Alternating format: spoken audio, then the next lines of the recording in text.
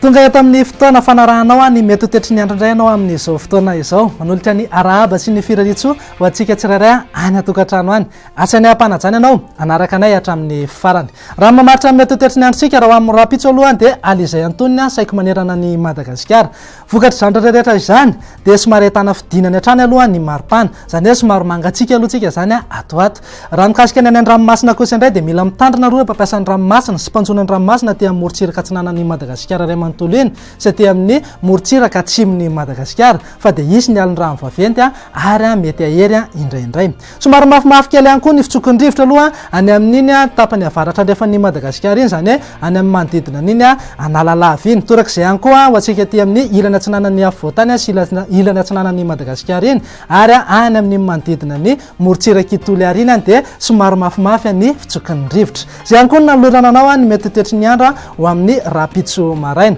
azorana malefaka aloha ny aty amin'ny morontsiraka atsinanan'ny Madagasikara iray manontolo raha somary andrahoana kosa ny ilany atsinanan'ny afovoantany arahana herika zany ho antsika any amin'iny manodidina ny mangoriny ny fatra sisa rehetra moa dia vinavinaina ifandimby ny rahona sy ny masoandro raha ny tolakandro kosa indray dia isitraka orana malefaka na matevina hatrany ny any amin'ny morontsiraka atsinanan'ny Madagasikara iny raha somary andrahoana hatrany ny eto amin'ny fatry ny afovoantany ary mety arahana herika zany indraindray ny any amin'ny fatra sisa rehetra moa dia vinavinaina andrahoana vitsy ny andro raha mikasika ny maripana voavinavina ho amin'ny rapitso aloha dia efa somary mangatsika zao any amin'ny manodidina ny vakina karatra iny satria eo amin'ny 7 degré celsius eo 10 degré celsius zany ho an-Antananarivo raha manodidina amin'ny 12 degré celsius kosa ho an'ny Fianarantsoa morontsiraka atsinanana dia saika eo amin'ny 7 ka hatramin'ny 20 degré celsius eo ary morontsiraka andrefana kosa dia eo amin'ny 20 ka hatramin'ny 20 degré celsius eo fa raha ho an'ny tolakandro kosa indray dia any evikevoka hatrany aloha ny any amin'iny manodidina ny maeva tanàna sy any amin'iny manodidina ny fatry-boeny iny zay mananika hatrany amin'ny 30 degré celsius mihitsy